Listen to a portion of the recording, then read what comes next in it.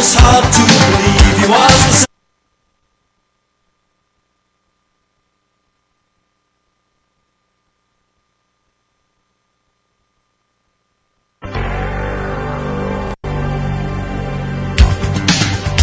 And now from Washington, the Inside Scoop.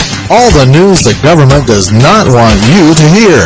Now, here's your host on the Inside Scoop, Mark Levine. Good evening, America. Welcome to the Inside Scoop, and happy Halloween to everyone. I'm your host, Mark Levine, former congressional attorney working for the Democrats. My guest tonight is a frequent guest here on The Scoop. His name is Mark Levine. He's a Republican strategist. But tonight is Halloween. And on Halloween, of course, Americans don their masks to the scariest thing they can think of and play a different character. So Mike and I are going to try something different tonight. Those of you who regularly watch The Scoop know that normally we defend our respective parties. Well, tonight we're going to try something different. I have donned the disguise, if you will, of a Republican. I've followed Tucker Carlson to get the appropriate fashion sense. I got my bow tie and my badly matching jacket. And I'm ready to defend the Republican Party tonight, proudly defending the party of Herbert Hoover, Richard Nixon, and George W. Bush. Mike? It's a pleasure to be back, Mark. Thank you very much. And I think that one of the scariest things I'm going to ever do in my life is to defend the party of George McGovern, John Kerry, and who knows else. Howard Dean, I guess. Howard Dean? It should be a very scary program. So, Mike, first, I got my American flag by my side. As you should. As all good Republicans have. And I'm going to hide behind it. And I want to talk about the war in Iraq, because I understand that your party, the Democrats, wants to cut and run. Our party believes that you stay the course. Even if you're falling off a cliff, keep falling off that cliff, because we Republicans never retreat. And you know why? Because we never admit we're wrong. And that's the strength of our party. We never change right off that cliff. See, the problem, Mark, is every time you guys stay the course and hang in there, you know, even a broken clock is right twice a day, and sometimes you guys get lucky. But the reality is, it's time right now for us to just give Iraq back to the terrorists. Let them have the whole thing. It wasn't ours in the first place. The best thing we can do is let them all work it out among themselves. And at that point, you know, we'll have peace, harmony, and security in our time. So you don't support victory in Iraq? You don't support victory over the terrorists? You hate America, don't you? I don't hate America. I love everyone. And I love terrorists, and I love Baathists, and I love Sunnis, and I love Shias, and I just think if they all got together, if we just gave them some anger management skills and let them work it out among themselves, it would be peace, harmony, and love. And, you know, you folks are just cowards. Let's face it. We send all our poor people in America to go fight our wars. You know, it's very important for them to get out there and die for the cause. And it doesn't matter. 10,000, 100,000, a million die. It's all about, did you know there's some really good oil deals in Iraq? I understand. It's sweet. We're getting really cheap oil. My lobbyist, the one who owns me, he's from Exxon, and he's getting billions of dollars. Now, he did pay me $1 million, and he took me on a trip to Scotland with Bob Ney. We went golfing together. Yes, it was great. Jack Abramoff, and he gave me everyone I wanted. He let me molest my own boys. It was great. He did that, and so I gave him a few billion of taxpayers' money. That is the American way. You know what, Mark? This country club Republican bull that you guys are always putting out, if you really wanted to have a good time, you would have gone over to play polo or cricket or perhaps even done some windsurfing. No, all you do is play golf. You know, what's with golf? Come on, play a man sport. Go play polo, go play cricket, you know? No, we do. One of the things we Republicans believe is that it's the role of other Americans to serve us. And we're very glad to have that kind of service for our party. And so one thing, for example, that I know that you Democrats are going to argue about, but we firmly believe that there's a certain privileged class.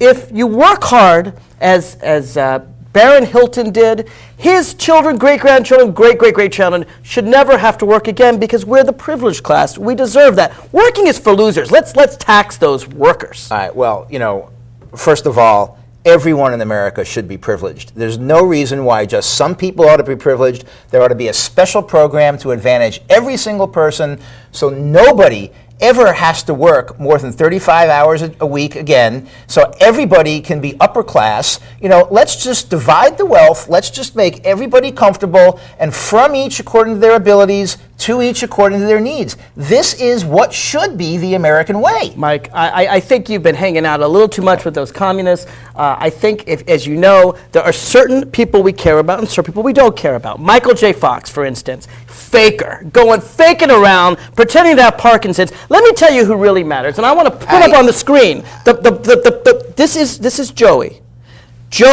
Michael J. Fox wants Joey to die so that he can live. Let's put Joey up on the screen. This is Joey. Let's play it up on the screen. Can we show this here?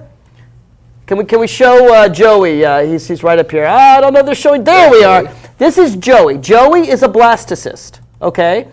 This Joey, all right, this is the future of America. We Republicans think that every blastocyst should be able to vote. There's 400,000 of them frozen, children frozen. And you Democrats want to murder these people so that some nudnik like Michael J. Fox can live. This is the future. And we've blown it up 1,000 times. If you were to blow Michael J. Fox up 1,000 times, his toe would fill the room. It wouldn't be very worthwhile. This is who we're fighting for. Let the children die. Let the blastocysts live. I can't believe that you would attack Michael J. Fox. I mean, it used to be that when we went out and found He's Canadian anyway.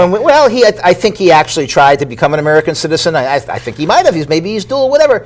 But it used to be every time we went out and found somebody with a disability or somebody who was a racial minority or something like that, they were off limits. You couldn't attack them. We had a streamline going. And now here you are attacking our token disabled guy. You can't do that to us. The rules are the rules. And when we roll out a Michael J. Fox, you've got to keep your hands off him. You're mean-spirited.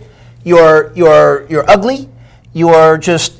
I can't even talk about how bad you are. Mike, how can you do this? You claim we Republicans are mean-spirited. There were some that claimed, when my friend Bob Corker, running for Senate of Tennessee, there were some that claimed that his ad was racist just because a white woman went and said, "Call me to Harold," and just because jungle drums were in the background. I want to play for you our new ad, because this is Bob Corker's new ad, and I want to play for you this new ad because I think it's ridiculous that some liberals are calling this ad racist. Let's play the ad. Paid for by the Republican National Committee. Ken Millman, Grand Kleagle.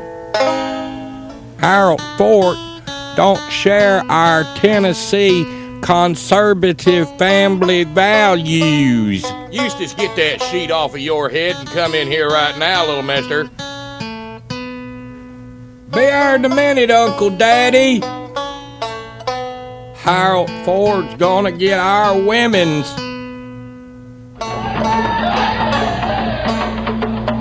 Hey, where are the white women at? Harold, call me. Excuse me while I whip this out. Oh, it's true. It's true. It's true. It's true. Oh, what a nice guy. Bob Corker for Senate. It's an 18th century thing. You wouldn't understand. See, now there's some of you liberals would call that racist. We think it's simply separating Harold Ford and Bob Corker on the issues. He wants the white women. We don't want him to have them. Mark, you guys, you're so reactionary. You're just so because Harold Ford doesn't know his place. What? Not only. I mean, all you've been talking about all year is men to marry men, women to marry women.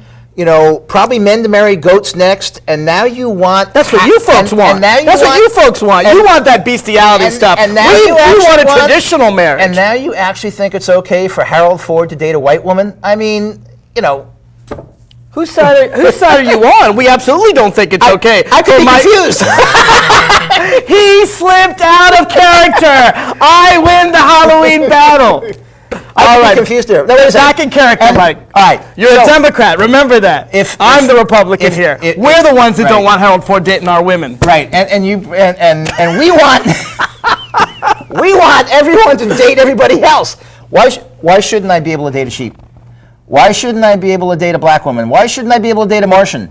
Why shouldn't I be able to date you? Because the Bible says that men shall only lay with women, and that women, in fact, can be bought for the price of 2 goats. And that's the way the Bible says it. And if I want to trade the 2 goats for my wife, as it says in the Bible, that's my God-given right to do it. And our country's based on the Bible and Judeo-Christian values. The Bible also said that Jesus lay in the manger with the animals, keeping him warm. Now, if it's good enough for Jesus, it ought to be good enough for Republicans. Look, Jesus, let me tell you, this is the part that you don't often read in the New Testament, but Jesus supported a capital gains tax cut. We know Jesus was out there to protect the CEOs because Jesus believes in a good economy. It's all there. It's one of those books that I don't read too much, but it's there. Something about rich men get free camels and needles. It's there. It's right there. It's in the New Testament because we believe in cutting taxes. We think that no one should have to pay taxes except working people, but no one who matters should have to pay taxes. Let me explain the Bible to you, okay? The Bible was a book that was written for its time. Its time was 2,000 years ago. The Bible has absolutely no relevance to anything today. You hate God, don't you, liberal? You hate God. Just admit it. You hate God, you hate America, you just want to support the terrorists, don't you? I love America, but I love a godless America because...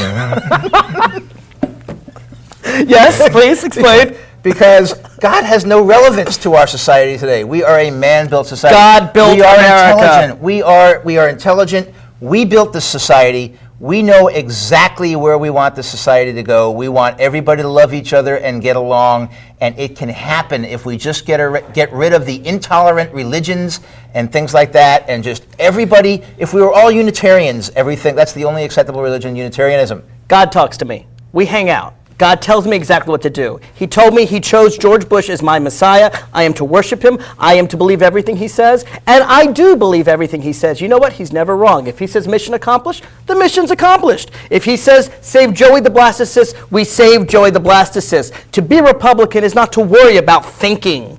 We just follow what God's agent told us to say. Let me suggest that maybe you're placing a little bit too much faith in this God of yours, and that... You're anti-faith, aren't you, liberal? You hate faith. You hate God. You hate America, don't you? I believe in a lot of things, but mostly, if you want to get advice, I believe in Elvis. You mean Bill Clinton? Elvis talked to me this morning, and Elvis told me what he wanted the world to be like. Elvis was a lover. Elvis was all about people getting along. Elvis was about conflict resolution. We are going to all listen to... let's have a seance. Come on, let's have a seance. Liberal, I know what this is about. When you say Elvis, that's code word for Bill Clinton. And we've had enough of Bill Clinton. After what he did to Monica Lewinsky, let me tell you something. Afghanistan doesn't matter. Iraq doesn't matter. The real reason to impeach a president is if he's getting something on the side, because that is far worse than any nuclear bomb. Well, I don't understand. When Bill Clinton came to office, he was elected by an overwhelming majority of the Electoral College. An overwhelming. I mean, it wasn't close. It was dramatic how big it was. And yet from day one, there was this irrational hatred, shall we say. Democrats want to love. We don't want to hate. There was this irrational hatrid Let me tell you of about not Bill only Clinton. Bill Clinton, but of Hillary Clinton. Bill Clinton came in and said that his wife was going to be a partner. Until you guys in the Republican Party, get past your hatred of Clinton. He hasn't been on the ballot in 6 years, and you're still talking about Bill Clinton ran, and Hillary said that they said they were going to be a team. They were going to be a partner. Well, I didn't vote for Hillary. Okay, I didn't vote for Bill either. Of course not. I voted for Bob Dole and George H.W. Bush. But Hillary, coming in, First Lady, thinks she can run everything, thinks she can change our healthcare system. I mean, come on. She should be baking cookies. That's where women belong. Let's get to some substance here, Mark. I mean, we're talking about a great many unmet needs in this country. And one of the unmet needs is the need for people to have access to health care. The only way to get health care is Hillary's plan. We can't afford to keep going the way we are. We're going to have to put everybody in the same program. We're going to have to put everybody, covered by the single-payer coverage, I don't know the what Canadian system, and only then can we call ourselves perhaps even a compassionate conservative society. Healthcare is one of the basic human needs. Where are you on this? I don't know what you mean. How can you call yourself a compassionate The conservative? stock market is high. The investors are doing well. I own stock in Kaiser, and they're doing very well. So I don't know what you mean by healthcare crisis. They're doing well because they're ripping off the little people for premiums they can't afford. There are little people that have diseases and can't afford to fix them. Well, So we need to move on to the people who can afford health care. and that's why people like you and me are going to contribute a little bit more than our fair share. So people like our camera people and our producers I and things don't like owe that anyone aren't the high-priced anything. talent on the set, so they too can have health care. Don't ask what you can do for America. Ask what America can do for you. Vote Republican. We're going to take a break, folks. If you want to join in this very different debate between Mike Lane and myself, pick up the phone and dial 888-488-MARK. The local number is right there on your screen, 571-749-1166. We'll be right back after this.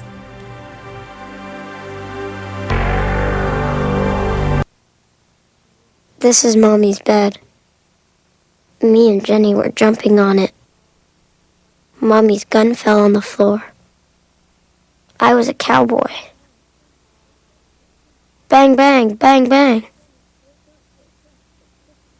I said, Jenny, wake up, it's just pretend. But she wouldn't wake up.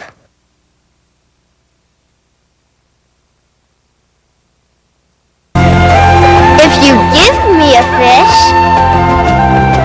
If you give someone a fish, You feed them for a day. Teach someone to fish. you feed them for a lifetime. give me a fish, and you'll feed me for a day. Teach me to fish, and you'll feed me for a lifetime. Through Volunteers of America, you can help change lives in your community.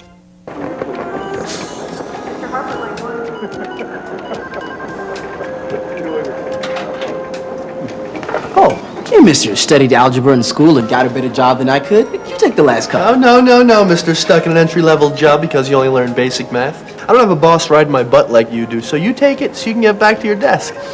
You know, I probably should, but maybe Miss AP Calculus with the $200 haircut in the big office upstairs would like a cup. Oh, no, mister, what was your name again? Never mind, it doesn't matter. I'm too busy doing important things to care. I just came down for some sweet and start. You know, if my limited math abilities weren't keeping me from getting a better job, I'd quit this afternoon. I don't blame you. But thank goodness you're stuck here because we really need someone to make the coffee. Line it up, baby. Come on. Line it up, baby. Come on. Line it up, baby. From Washington, back to the Inside Scoop with Mark Levine. Welcome back to the Inside Scoop. Happy Halloween, everyone. As a special Halloween show, we are donning different masks tonight. And I am defending, complete with bow tie and old jacket, the Republican Party. Because if it was good 20 years ago, it's still good today. And Mike, you are representing? The Democrat side, yes. Yes. And, so far, I've only made one mistake in the first set, so we're going to hopefully not make any more after that. Okay? And if you want to call in and take any position you like, feel free to go ahead. Now, I want to talk about Social Security because we need to make Social Security private. We don't want the government to have any role in people's retirement because we think that we can do much better in the stock market. Just go in, take all of your savings, and roll the dice. That's the Republican way, and heck, you might just win. Mark, I'm going to surprise you. I'm going to agree with you on your intellectual argument 100%, but I'm going to disagree with you that, once again, you have no grounding in the real world. It may be that there are people out there that can take care of themselves better than a one-size-fits-all government program. But what about the 40% of the people who need our help, who will be left behind, who will fall through that social safety net? We can't allow these people. When you have too high a gap between the haves and the have-nots, you are literally fomenting the seeds of a revolution, and we don't want that to. We love our country too much. We don't want that to happen here. Mike, if people are hungry or people are homeless, they need to stand in line at soup kitchens and churches. Churches provide them all the food and shelter they ever need. They need to just go every day, stand in line, say the prayers, whatever the church requires them to say, and get the food they need. It's not the role of government to feed the hungry. It's not the role of government to heal the sick. It's not the role of government to care for its citizens. It's the role of government to stay out, let the rich have their money, and let the poor forage as best they can. You know, I get the impression, I get the impression that you've never heard of the term civil rights, that you've never heard of the term human rights, that you've never even heard of the term human dignity. You know, I left my Constitution at home today. Don't you know that each person in this world has a certain inherent dignity that we must honor and we must foment and we must bring along, we must encourage,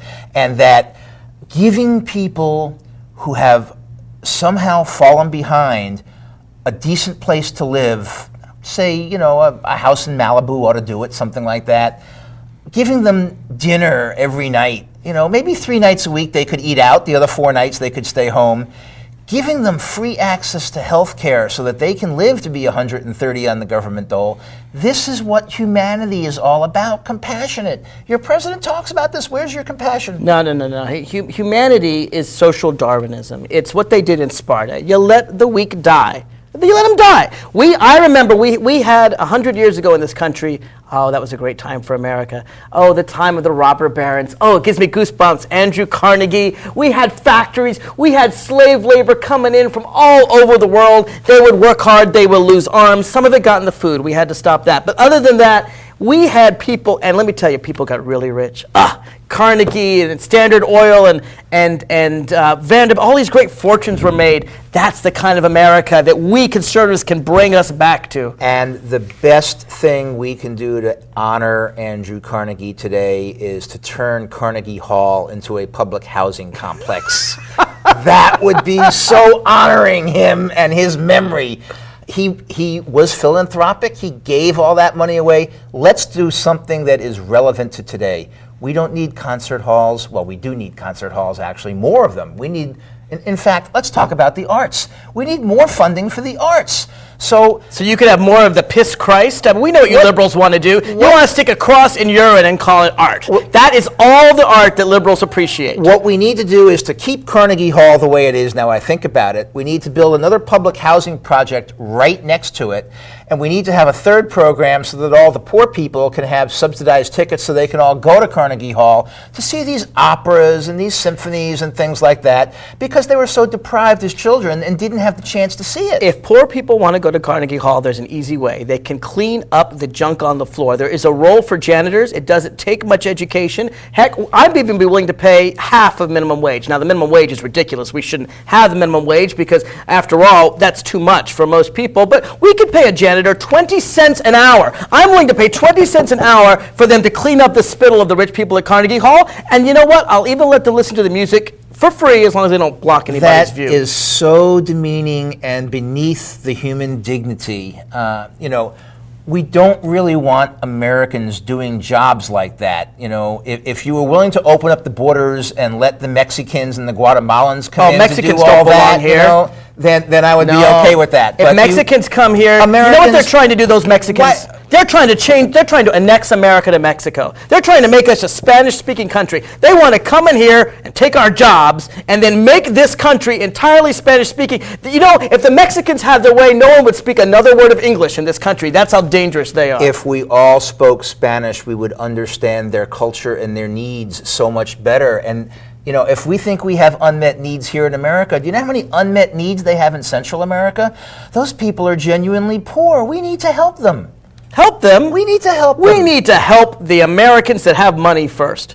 You know, you Democrats, you want to take a nice girl like Paris Hilton, and you want to take away her hundreds of millions of dollars, and you want to tax half of it. Tax half of it when her grandfather worked hard to take money from working people and to make a fortune and to give it to his granddaughter. You want to take Paris Hilton's money away despite the fact that her grandfather worked so hard. I'm going to try and be reasonable. I'm going to say, okay, Paris Hilton deserves something. Let's leave Paris Hilton $500,000, maybe even $1 million. But the other $1.7 billion, there are unmet needs in Central America. We have to take care of these people. She doesn't have a right to that money when people are starving. We need to make sure that everyone in the world, Mark, it's not my fault people are starving. Come on. Did I cause the Central Americans to starve? They're not my concern. I didn't cause them to starve. Our greatest president, Jack Kennedy, would have looked at poor people around the country today and said, you know what? We need more of that rising tide that's going to lift those boats down there. So let's take Paris Hilton's $1.7 billion and invest it down in Mexico by investing in housing down there for them and investing in agriculture down there for them and sending all these other things, food, and even symphony tickets. We can fly them up here and take them to Carnegie Hall. Our greatest president, Richard Nixon, and his Secretary of State, Henry Kissinger, said, we will go to Central America, but we will do so to help America first. We will take their goods, we will take their food, we will take their oil, and use it to serve us. Because we can. We're more powerful than they are. And I thought Americans were all about helping themselves. Why should we take all that money to help Americans when every individual rugged American, according to you, can help themselves? They can. Lift themselves up by their bootstraps. And if you're white and you're Christian and you're rich, you shouldn't have a problem with that. We do need to help. We do need to help Americans. It's not just the Central Americans and the South Americans and the Africans. We're helping the Iraqis. We need to help everyone. And we liberated Iraq. And we can't. What do you want from us? We can't forget the Americans here at home. We have a crisis here at home. There are many Americans who are living below the poverty level. There's no excuse for that. They don't vote for us. If we need. They don't vote for us. If they'd vote for us, we'd consider caring If we gave them grants so that they could become educated and they could become successful and they could have decent housing, then they would start to vote. They're never going to become educated. They want to live with all that rap music, and they don't even want an education. I once heard a Republican say that he hoped everybody would vote. So if we can pay these people to get them to vote, that would be wonderful. But you know what? Even if you do, we own the little voting machine software. Diebold's a friend of ours. My pal Karl Rove said it doesn't matter how many votes you get, we're still going to win the election. Well, you know what? I got to tell you, as long as we're on the election, Karl may have been on a roll, but the operative word there is have been. Past tense. We're going to win. Karl's not on a roll anymore. You control the votes. We control the machines. Who's going to win this battle? It's going to be so overwhelming that even your dishonest, pre-programmed machines are not going to get you out of this. You're going to put a feminist like Nancy Pelosi as Speaker of the House? Oh, not only a woman, but a feminist? No way. America's not ready for a woman as a speaker. Are you kidding? Listen, Nancy Pelosi is San Francisco liberal. An extraordinarily educated, intelligent, articulate, and it just happens to help. I thought Republicans would appreciate attractive women. She's had a few too many facelifts. She is a leader for America whose time has come. I hope you're enjoying this, folks, as much as we are. When we come back, there's a lot of issues to discuss. If you also want to comment on the blog, you can do so. Go to radioinsidescoop.com. I got to tell you something. I think Mike and I are working harder tonight than we ever have before. It's very hard to think of logical Republican arguments. At least it is for me. I know that Mike is having trouble feeling the heart of a Democrat. I'm not sure that I've come up with any logical Democrat arguments yet. So we're having a lot of fun. I hope you are too. If you want to join in, it's 888-488-MARK, 888-488-6275. We'll be right back after this.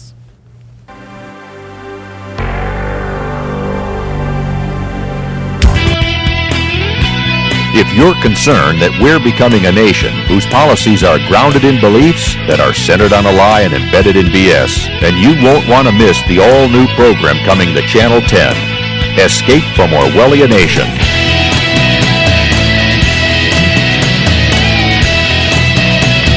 Uncle Sam wants you to watch.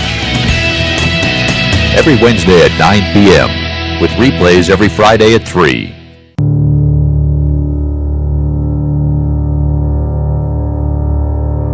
History has demonstrated that violence only begets greater violence. And injustice only begets greater injustice. This is not the tradition of our great nation. This is not how we want the United States to be known around the world.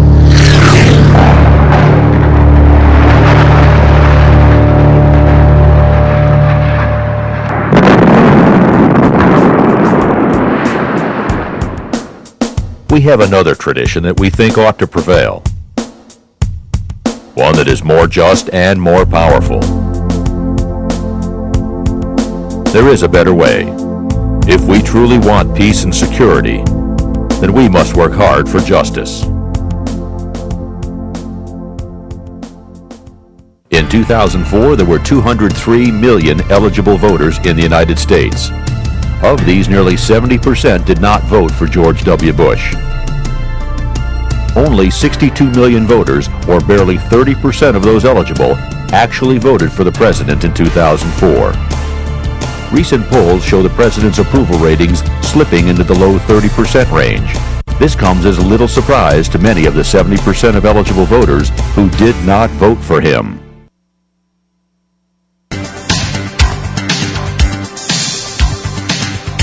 From Washington, back to the Inside Scoop with Mark Levine. Welcome back to a special Halloween edition of the Inside Scoop. I'm your host, Mark Levine. Tonight, I am representing the Republican Party, the party that is never wrong. And we're very proud to represent the Republican Party tonight. My guest, Mike Lane, you're representing? The Democratic Party, and we would certainly take exception to your comment that the Republican Party is never wrong, and we're going to prove it a week from tomorrow on Election Day. Well, if you take exception to it, you obviously hate America. Because if you disagree with our policies, you support the terrorists. And I've had just about enough of those Democrats saying, we want to see what George Bush is doing. George Bush knows what he's doing. You don't have to have any oversight. He's right. Mark, you can't love America only. You have to love everyone. You have to love France. You have to love Iraq. You have to love... We love Iraq. We liberated Iraq. You liberals want to pull out before we have victory. You have to love North Korea. If we could just, if we could just give a little, a hug and a little bit of personal TLC to Kim Jong-il, this whole nuclear problem should go away. He just wants to be understood. He just wants a little bit of respect. It has nothing to do with any animosity towards America. He wants respect, and your president won't give it to him. No. Look, my president let me have nuclear weapons, so you can't complain we haven't done to Kim Jong-il. We Republicans feel like that if we concentrate on Clinton's sexual stuff, if Kim Jong-il gets nuclear weapons, we can always just nuke him later. So it wasn't... Kim Jong-il is not a priority. The priority was getting better oil, getting the WMDs out of Iraq. Yes. And now that we found the WMDs that are in Iraq, now that we know that Saddam Hussein had nuclear weapons and was about to use them, and now that we know that Saddam Hussein actually was on a plane on 9/11, obviously we did the right thing. But what you did was you didn't extend the love and embrace everybody to come together.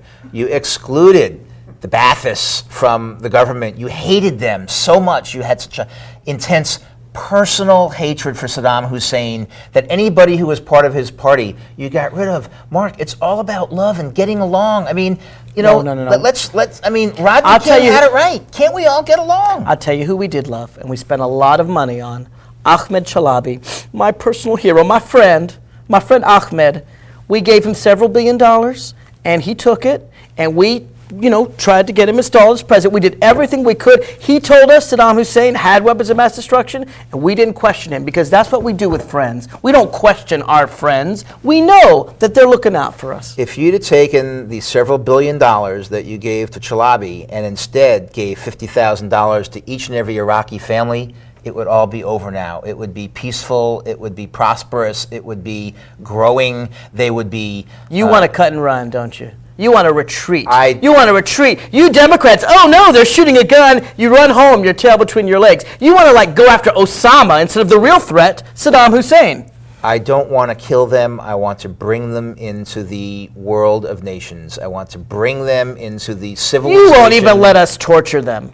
I mean, come on. A little torture is good for the soul. Sometimes it's the guy's guilty. Sometimes the guy's innocent. But either way, they're going to tell you something, because otherwise a little dunk in the water never hurt anybody. Heck, I was playing in the pool just the other day with my nephew. I gave him a dunk. So we tie up a terrorist to a board, dunk him in the water. The Spanish did it in the Inquisition. It's good enough for America. Well, we left that behind in the Inquisition, and it's not something America does. We should not. No, Dick Cheney told me it's something we do. We should not expect people to answer questions that they don't want to answer. We should not expect them to betray their country and give us information that's going to help us. We love our country. We tell our people not to answer any questions. We train our people not to. Why should we expect them to be any different? Well, they are different. That's why we monitor your phone calls as well, you liberals. We monitor your phone calls. We monitor all 250 million Americans, except those traders at Quest. All the others, we want to monitor. We want to know who you're talking to, because we care about protecting America. And if you are, say, calling Michael Moore on the phone, obviously you hate America, and there's a place in Guantanamo Bay just for you, liberal. Well, most Democrats are very strong on national security, and we're not going to take a back seat to the Republicans at all on national security. But what we're not going to stand for, it's not national security when you aim the directional microphone into every legitimate American's bedroom. That is simply not a fair way to do it. You never know who's going to be a terrorist unless you listen into every single conversation. How are you going to find out who's a terrorist or not? If you listen to every single conversation. Now, we aren't listening to some of the ones in Arabic because we don't have enough people that speak Arabic. But everyone who speaks English, we are listening into those conversations. Well, I would suggest that if you took a little bit of that money and spent it on hiring some people or teaching some people to speak Arabic,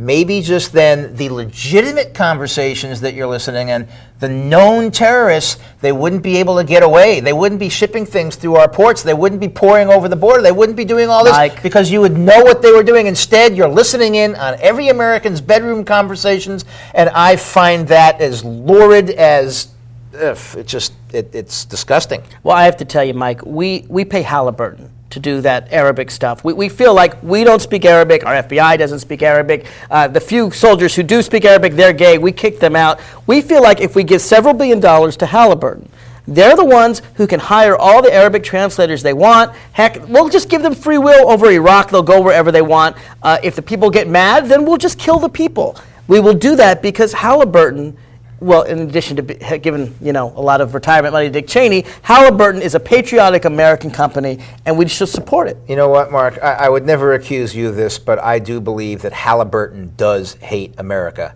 Halliburton would sell America down the road if it had a chance for an extra billion. Probably even an extra $100 million. Halliburton. You Democrats hate all big companies. You hate pharmaceutical companies. You hate Enron. You hate our heroes. Tobacco companies. Tobacco companies made America. I don't hate Halliburton. In fact, I would like to take Halliburton's executives and put them through an ethical training course where we can teach them to use their company to do good to benefit the world instead of ripping off Americans. They're just anti-American. If we can take Halliburton's CEO and put him through a course that will teach him about peace, love, harmony, and ethics, your whole party would improve dramatically. America is all about big business. That is why, for example, we think that tobacco companies should not only be allowed to sell their product, but should get subsidies. We need to get more kids hooked on tobacco. Only 400,000 Americans are dying, and I don't want to pay their Social Security. We need more people to die. So we support tobacco companies, but we don't support marijuana. Marijuana is dangerous. Marijuana, I understand, killed one guy who got the munchies so much that he had to eat and he ran off the road. 400,000 dead Americans from tobacco is what we want. I'll tell you why. Tobacco contributes to our campaign. The marijuana companies, never. What we're going to do, Mark, and this is so simple, actually. If we can take the money that Big Tobacco has contributed to your campaigns, combine that with the illegal, obscene profits that Halliburton makes on a daily basis as a result of this war, just put those two pots together, we can pay for the transition and subsidize until they become profitable all the tobacco farmers and let them develop into wind farms so that we can have renewable energy that is clean, efficient, and will keep everybody warm, especially the people in New England who now have to put up with that nasty oil thing that we get from the Middle East. And you wonder why you folks never win elections. You don't win elections because you don't support the people with money. Wind we farms. support the people with money. They give us money for our campaigns. We give them taxpayers' money. They give us money for our campaigns and take us out to Scotland and other things. It works really well. You guys will never have the money we do. It's all about wind farms and recycling used vegetable oil. You can put that in cars, it'll work great. That's where the future has to be. We just cannot. And how does that help my friends at Exxon? It doesn't. It doesn't help them at all. Well, you know what? I'm not particularly concerned about your friends at Exxon. I care about the caribou. I care about the tundra. I care about the landscape. I mean, we don't want Exxon doing anything. We're going to take a break, but when we come back, I want to talk about the environment and why it's important for America to rape the environment in order to help its citizens get a little bit more I notice oil. as soon as we start talking about the caribou, you want to cut and run. I do. And, you know, I do. Can't stay with it. I don't care about the caribou. 888-488-MARK, 888-488-6275. We'll be right back after this.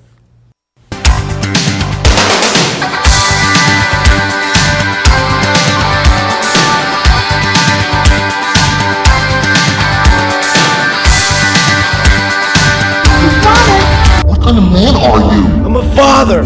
Look here, my father was a father, and he smoked his brains out in the house. Watch as he blows those smoke rings on my little red face. You probably have asthma. Asthma? Schmasma. I'm telling you, nothing's gonna happen to your kids. Don't swear when you're lying. You know very well that thousands of kids get bronchitis, ear infections, and even pneumonia from their parents' cigarette smoke. And didn't you promise your little angels you'd smoke outside? Hey, Daddy. Those little devils are just so sweet. Do the right thing. Please, smoke outside. Until you can stop, go out for your kids. Take the pledge. Call 1-800-513-1157.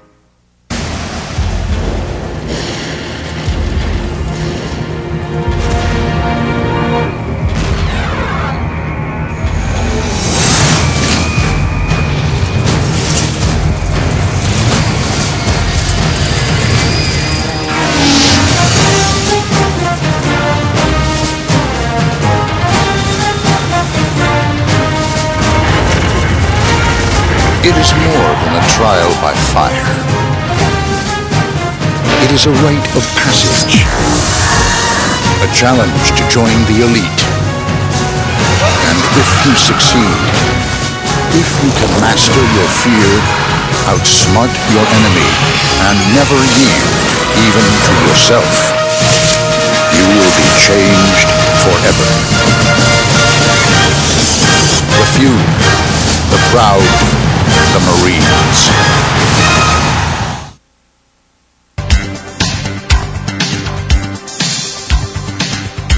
From Washington, back to the Inside Scoop with Mark Levine. Welcome back to a special Halloween edition of the Inside Scoop. Is it trick or treat? I don't know, but I'm defending the Republican Party, and my friend, Republican strategist Mike Levine, is defending the Democrats. So if these arguments sound a little forced, you'll understand that we're forced to play very different roles tonight. Let's go to the blog. We've got some comments there. And this comment says, Mark, will you wear the Dick Cheney mask with this shotgun accessory? Instead of watching your back, Mike, you better watch out for your face if Mark opts that costume. That's a great idea. We also have, hey, Mark, are you going to defend George Allen's actions last week on Jim Webb's Novelgate story? And he points out the new polls. Yes, let me talk about that. We Republicans, we think that it's atrocious that Jim Webb wrote a novel where he includes scenes, seamy sex scenes. You know, if you write a novel that has sex scenes, you must be a sexual predator. Just like Stephen King, I'm sure, is a murderer, and Mike Twain is a racist. This is an argument that's going to win the day for George Allen because we understand that it doesn't matter what real racist actions you have in your past. What matters is what you write in your books. You know what, Mark? I'm willing to stipulate to the fact that good writers write about that which they know and with which they're familiar and what they like. And so I'll stip for the record that Jim Webb might like these lurid sex scenes. He might like these pedophilia scenes. Just like lynching, he likes rape and bestiality. He might like all these things, Right. but the point you're missing is it doesn't matter. It matters only what he's going to do in office. And we have our people in our coalition who have not had the opportunity to really have power, and Jim Webb is going to bring with him the experience that he has written down in those books, and he is going to spend the entire time empowering minorities from whatever, be they racial minorities, be they gender minorities, be they sexual orientation minorities, Let me tell you why people are going to vote this for is George Jim Allen. Webb's agenda, and it is a humane agenda. George Mike, Allen, that's not the real it's Virginia. humane. That's That's not what the we're real looking Virginia. for. None of those people are real Virginians. None of those people belong in Virginia. We want to kick those people out of the state. And George Allen will defend the real Virginia, the Virginians who matter, the Virginians outside of Northern Virginia, the Virginians who, spit tobacco and wear cowboy boots made in Southern California. That's the Virginians that our George Allen will defend, and that's why people will elect him. Let's go to Jim from Reston. Welcome to a special Halloween edition of the Inside Scoop. Hey, Mark, I'm really glad you're taking the positions you're taking. It's about time. That's all I got to say. Hey, listen, here's my concern. One of the things you guys haven't talked about is the NRA. Yes. And you're skipping it. You're going over. I don't know if you're trying to gloss over it or not. No.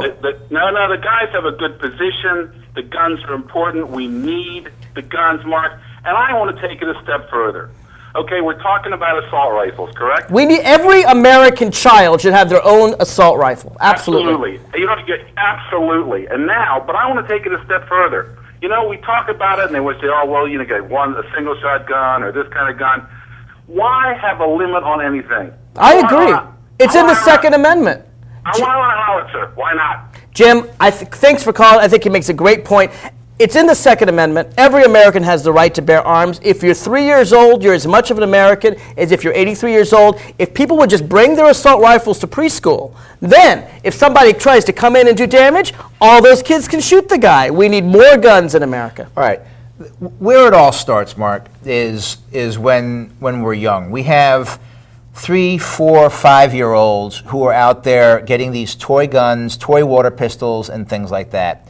If we can just start banning these water pistols and these toy guns from any use in the United States, any consumer use of it all, then people won't grow up learning how to use guns. Additionally, all those John Wayne movies, Civil War movies, World War II movies, all those movies, anything with a gun in it has to go. But let me say this, I understand that we might have a minority position here and that maybe we can't get rid of those water pistols, which I want to. But if Jim wants a howitzer in his driveway, it's got to have a personal property tax on it. We've got to tax that howitzer because it is personal property, and just like his car, his boat, and his airplane, his howitzer has to be taxed. America was built on guns. We are a country of violence. We are a country that prizes violence. We scalped the Indians. We enslaved the black people. We conquered Mexico. This is a country that's made on weapons, made on myths of cowboys killing the ruthless, savage Indians. And as American as guns are, we need more of them today. And we also had missionaries who went out and preached love, who preached understanding. We support the faith-based initiative. We support government requiring people to pray. But we have no problem with that. Missionaries didn't carry guns. Missionaries carried understanding of people's Real cultures. missionaries carried Missionaries carried understanding of people's culture, of their language, of where they were from, of who they were about, of their need for human dignity, of their need for food, their need for housing, their need for health care. That's what missionaries were all about. They provided the health care. Maybe your liberal wimp missionaries didn't carry guns, but let me tell you something. We are Republican missionaries. They carry guns, and if they saw a savage in their way and he wouldn't convert, they'd shoot them because they understood that sometimes that's the only way to get a convert to your cause. We live in a different age now. Man has developed a larger and a better understanding of his universe, of his purpose, of his mission here on the world. And our mission is to use what we have for peaceful purposes to advance the knowledge, the understanding, and the kindness of mankind. Yeah, you want some world government, don't you? You don't want America to have its proper world, role. America a world should would be good. lead the world. A world we are government? not only the best country on earth, but every country needs to submit to us. They need to bow down. And when the President of America walks into a foreign country, if people don't bow down, they need to be shot. Because America is great and should be honored throughout the world. Mark, if you're trying to get all the Iraqis together in one government so they won't shoot each other anymore over there, why can't we bring all the countries together in the world? In fact, I'm sure there's life in other. Let's bring all the planets together and have one world, one government, and that way we will all be pulling towards the same goals of humanity, of dignity, and respect for individuals. It'd be wonderful. You know, we liberated Iraq, and that's why they were throwing roses at our feet. The Iraqi people love us. They love us. They love us, and they're throwing roses at our feet. And you liberals, you turn on the TV, and one bomb goes off every couple minutes, and you focus on the bomb. And you don't focus on what's going on the other 90 seconds in that 2 minutes. The other 90 seconds where you have Iraqis that are living free with electricity 1, 2, sometimes 3 hours a day. Sometimes they even have enough water to boil, those Iraqis. And they're doing better because of our intervention. And you don't focus on that. You only focus on the bad news in Iraq. I know for a fact, an absolute fact, that if the Iraqis could hold a plebiscite today, they would kick you and your Halliburton buddies out of there, and they would say, you know what? We can work this among ourselves. We worked this among ourselves for years and years. They've been living there for hundreds of years. The very cradle of civilization was the Mesopotamia Valley. And all you're doing is screwing the whole thing up, creating hatred, creating violence. Let them go back to their history, their 2,000-year history, 6,000-year history of love, peace.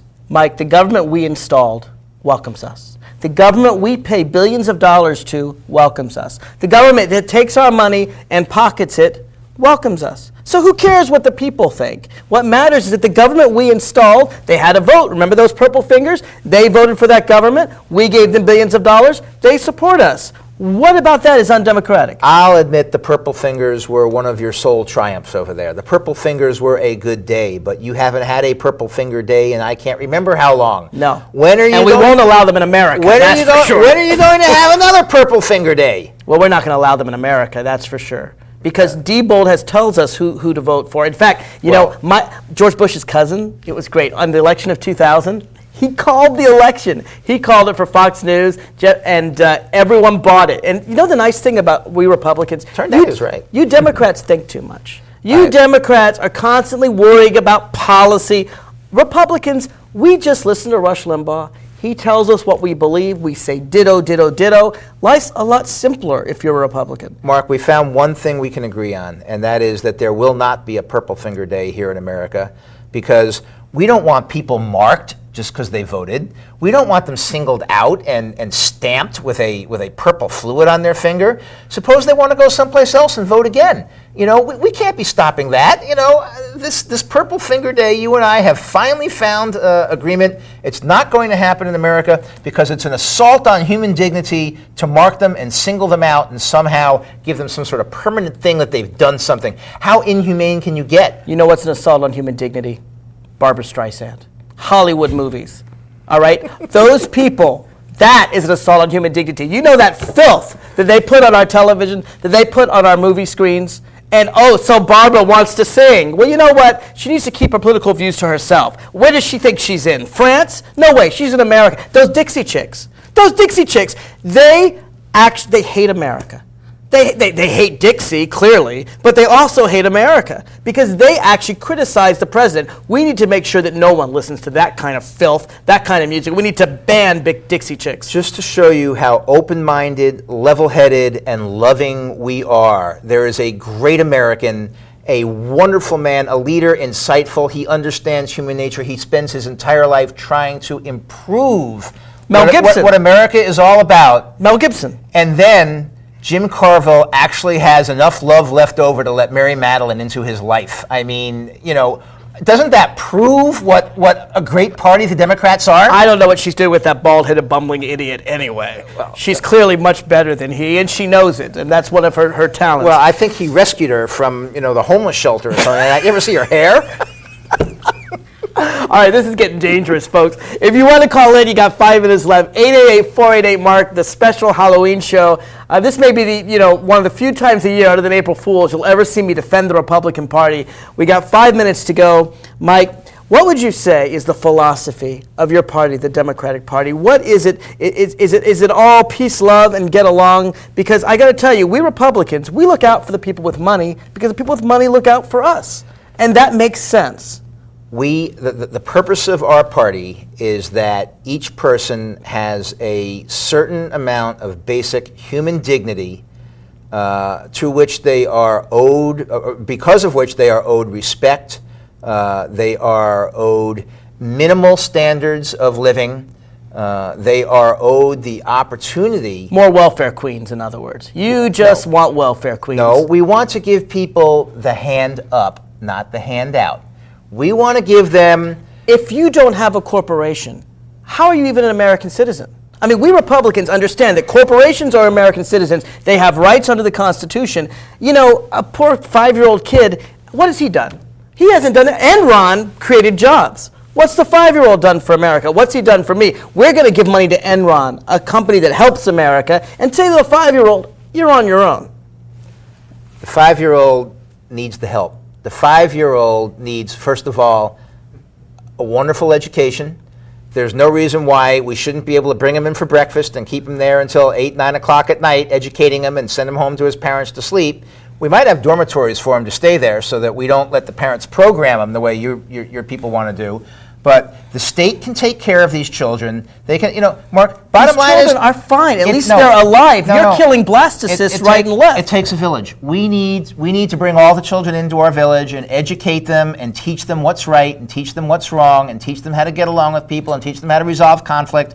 That is what is going to make America truly great in the next century. You just want to teach them sex education. I know where your Democrats are coming from. Sex education Let me tell is you an important something. part of it. No. When our Republicans have sex, they keep it quiet. If Mark Foley wants to be at the pages, that's fine, but we can't let people know about it. Don't ask, don't tell. That's the Republican policy. If you're so repressed that you have to have quiet sex all the time, I guess that's a typical Republican thing. It's just...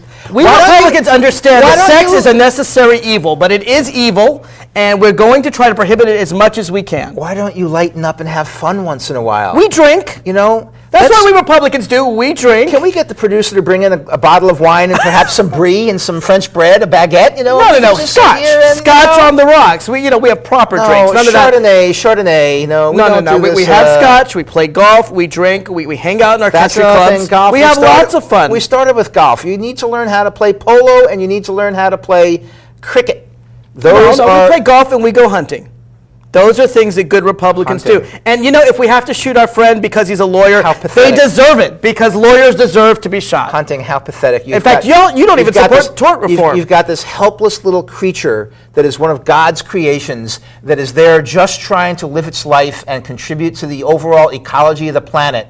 And you go out there and you kill it for sport. You're not even killing it for food. Sometimes we shoot people too. Of things. We don't just shoot animals. We do shoot people too. So come on, it's not just the animals.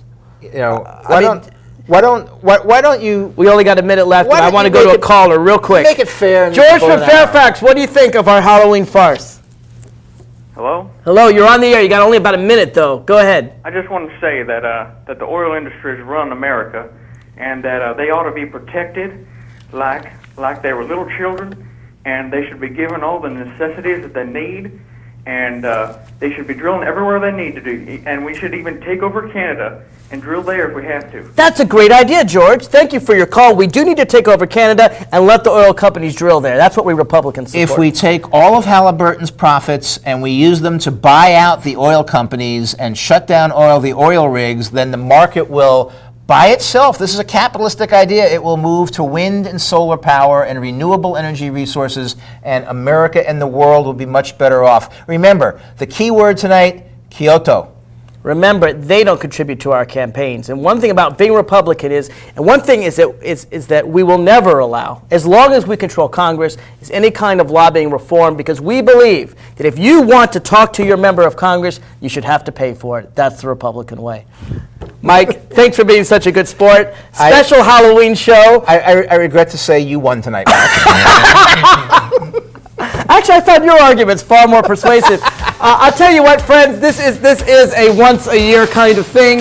You won't see it very often. Tune into the Inside Scoop next week, a special pre-election show. I will remove the bow tie. I will become the Democrat that I am, and will give you all the Inside Scoop the day before Election Day next Monday.